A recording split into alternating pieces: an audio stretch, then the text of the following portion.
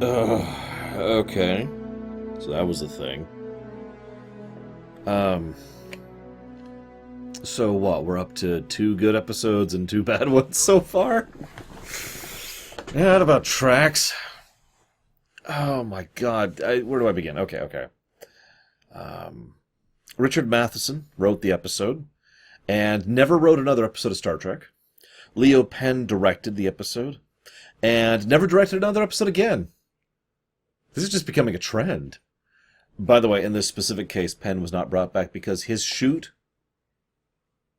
went 1 day over.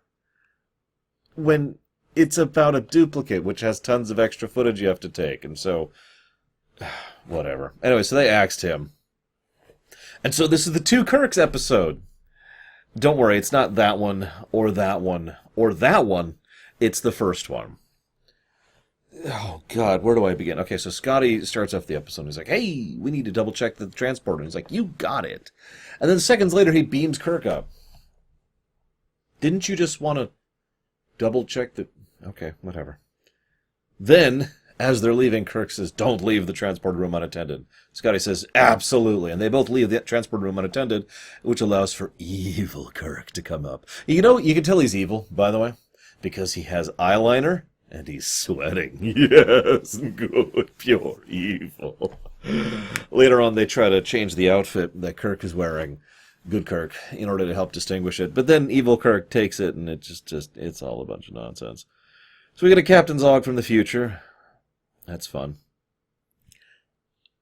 I'd like to give the episode one bit of credence.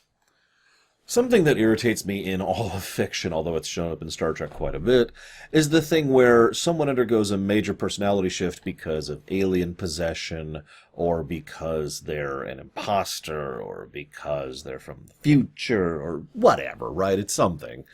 And nobody notices, or if they do notice, it's really slow, or they just kind of take it with a grain of salt. Irritates the crap out of me. It's a huge pet peeve of mine in fiction.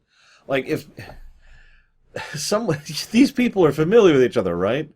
If I went into work tomorrow, okay, that's a bad example because I am at work tomorrow, but you get my point. If I walked into someone which I had a long-standing professional relationship with, and they started acting differently, I'd probably notice immediately. Now, I'm kind of giving this episode a pass because Spock and McCoy notice immediately, and there's almost no hesitation, like, okay, something's up and there's an imposter, obviously. The reason I'm not giving this episode full credit is because several other people, including Fisher and, most importantly, Rand, can't tell it's him. So, you know, that's nice.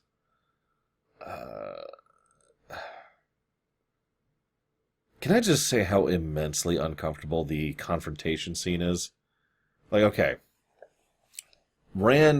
Kirk attempts to force him, evil Kirk, attempts to force himself on Rand. Okay, that's messed up.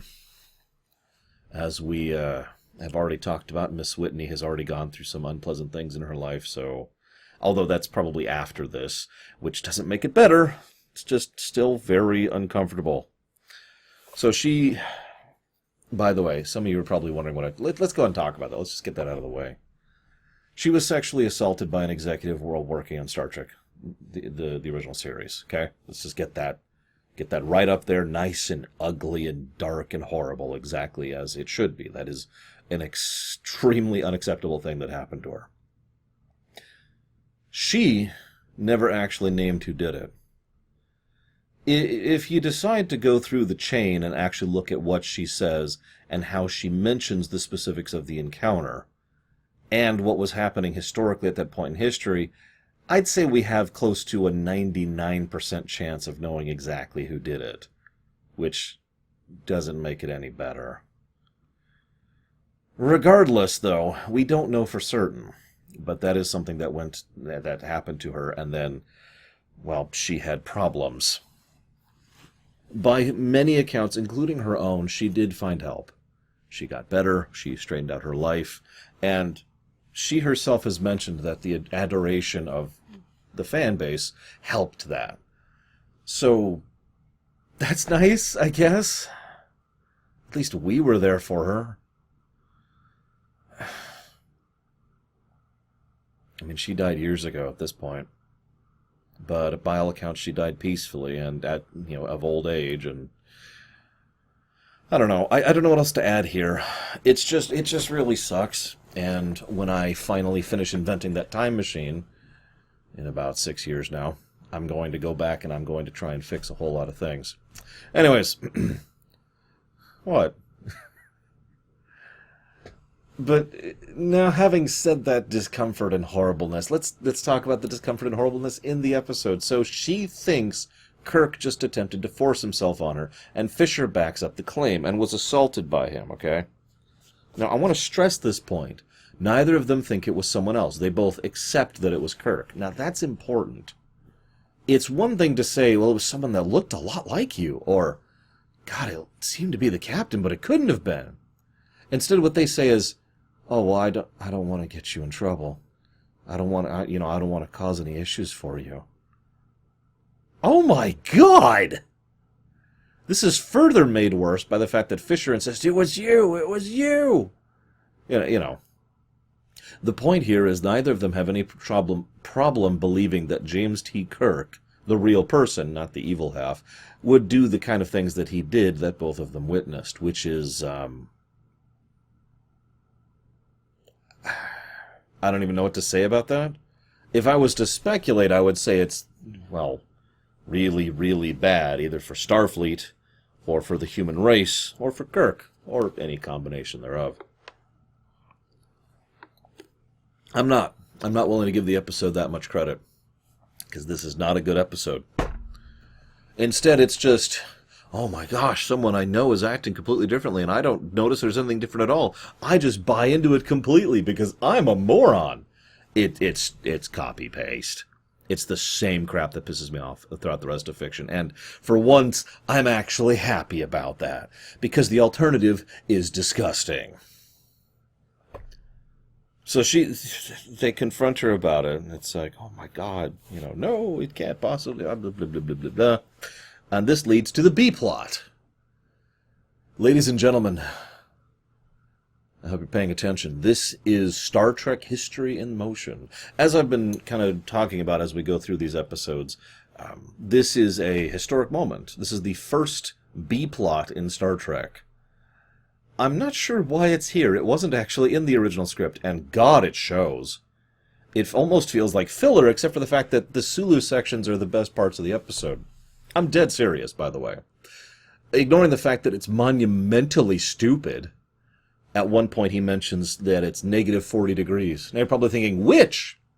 Actually, it doesn't matter between Fahrenheit or Celsius, because negative 40 lines up neatly there. But the point is, have you ever been in negative 40? I have once in my life.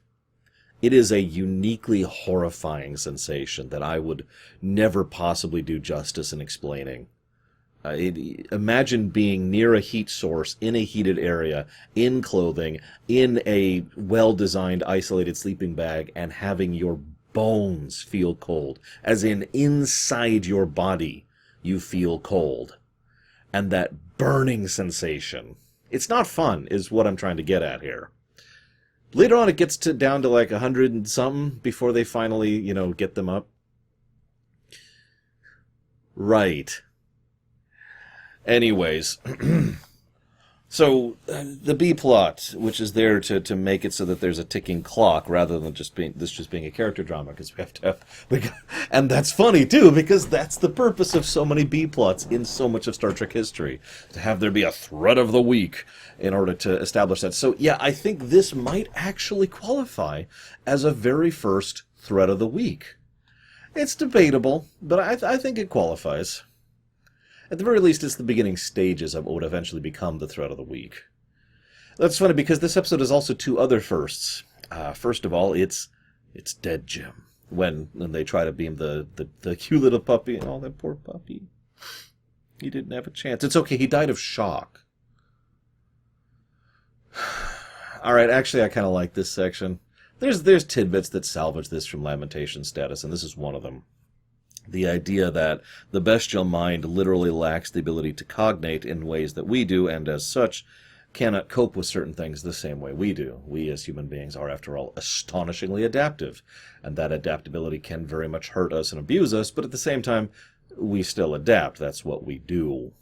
So, the idea of, it's to borrow from Dune. If you put an animal in a certain circumstance, and if the animal struggles, and the struggling will kill it, the animal will struggle because it doesn't understand that. The human mind can comprehend, if I struggle, I will die, and then can try to apply willpower and discipline to fight its more bestial instincts in order to not struggle and therefore live. Right? Interesting thought process there. Part of the episode's point, which is actually made literally in the middle of the episode, they bring it up right at the halfway point, is that, you're half of me, I'm half of you, we need each other. That we need both halves of ourselves in order to be ourselves. That we must have that. And the problem was, the more I thought about this, the less this actually made sense. First of all, just about everything refers to evil Kirk as evil Kirk and good Kirk as good Kirk, which implies that we need evil and good equally, which I just call bull on.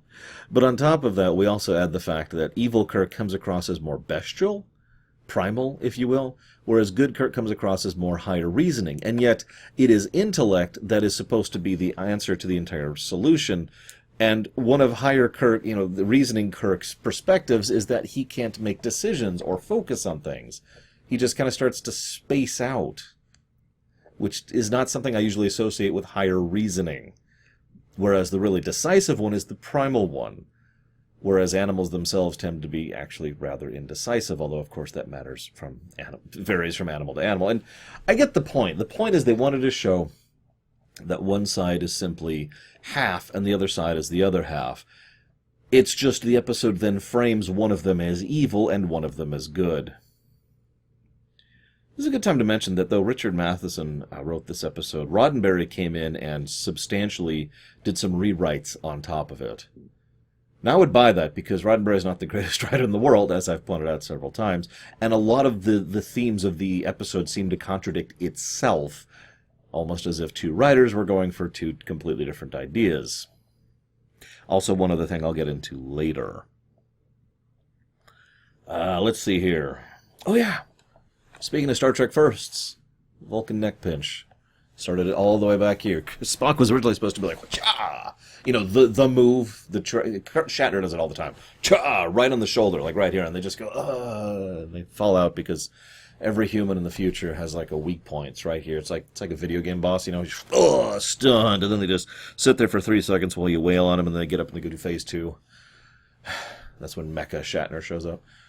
Nimoy said, there's no way. This isn't going to work. And Spock is too intellectual of a character to just karate chop someone. And the director says, well, that's within the script. This is Joe Penn. The director says, that's within the script, so do your job. Nimoy then launched into this massive explanation of his character and his character's backstory that, of course, was something that Nimoy himself could come up with. This is one of those interesting things. A lot of actors who are actually into their roles will do exactly this. They will invent headcanon in order to explain backstory, in order to establish who and what they are. Now, what's interesting is that this is necessary in so many of cases, that it wasn't something that the director or the creator or the mainliner or whoever actually told them, like, hey, here's your backstory. Anybody who's worked on the theater knows that's my approach to directing, is I will tell you the why and the wherefore and what's leading up to a situation so you know how you should be acting in a moment. That's my general approach.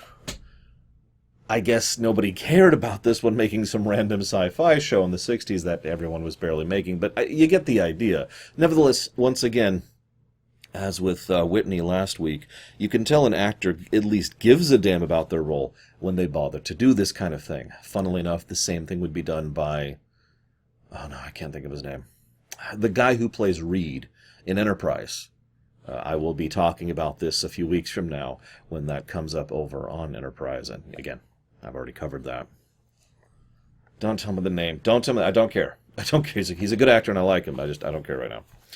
So...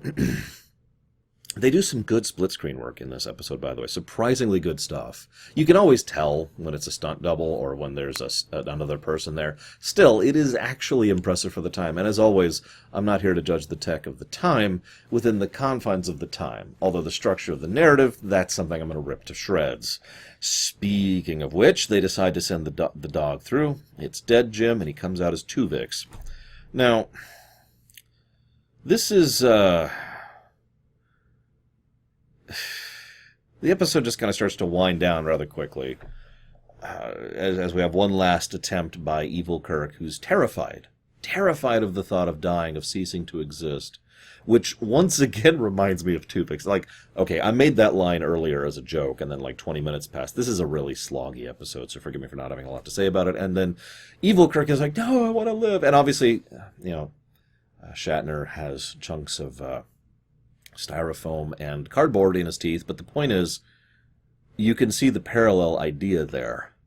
The creature not wanting to be returned to its original state, since this creature has now effectively formed a new intelligence. We could sit and discuss the possibilities of this and the dilemma of this, but 2 points completely smash that out the window. Number one, both will die on their own, and number two, we've got that ticking clock. Sulu down there at the negative 100-degree temperature, where he's actually technically died 20 minutes ago. So, this then leads to probably the best possible example for why the B-plot was tacked on and was not or intended as part of the script. Shatner reforms, and the first thing he says is, beam them up! So they haven't fixed the transporters. Like, that's not a thing. The only reason, and it was a theory up until Kirk getting reformed, and even then it still technically qualifies as a theory, but the idea is that the shock of being recombined is something that the mind can fight. So they're just beaming those people up, and then they're going to immediately recombine them after giving them a psychiatric pep talk of, don't worry, just hold on to yourself so they don't die in the remerging.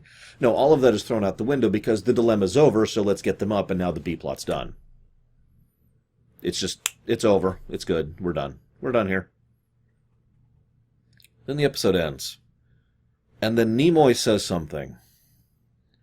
Remember how I mentioned how this episode had that rewrite?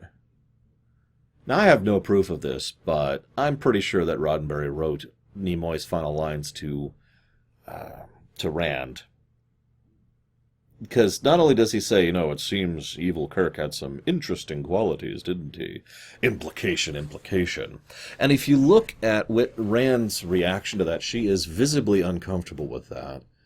And then Nimoy visibly leers at her with just a bit of a grin on his face while he does so. What?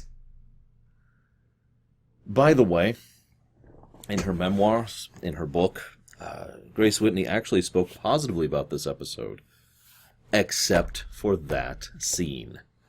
Like, she thought the episode was some good stuff and explored the dynamic between her and Kirk, and blah, blah, blah. And then Spock said that, and that is just horrific. I forget her exact quote, forgive me, but it's something like the worst possible thing you could tell a sexual assault victim. And I'm kind of with her on that. What the crap? I'm this close to just fixing the background here right now and just giving a last-minute lamentation label, because what the hell? There are some redeeming elements, and it does lift it up a little bit better. I know I'm inconsistent with it. Shut up. That's just only so much I can do, guys. But honestly, if, of course you haven't heard that yet, as I will talk about on Enterprise, I consider 3 degrees of bad when it comes to thinking of whether or not something's a lamentation. There's lamentation, 1 step up, and 2 steps up. 2 steps up is pretty easy. There's a lot of ways to explain that. 1 step up is something that has a lot of the features of a lamentation, but it just doesn't quite feel like one. You know what I mean? It has too much buoying it that prevents it from being just absolute dreck. Because I've seen absolute dreck in my life, you know what I mean? I have seen some drivel and some garbage. And we haven't got to the hippies episode yet. You want to see a lamentation? Not that I know that one's going to be one. Who knows? Maybe I'll even like the episode this time around. I haven't watched it in years. Ugh. This episode was exhausting to go through. I hope you enjoyed. I'll see you next time.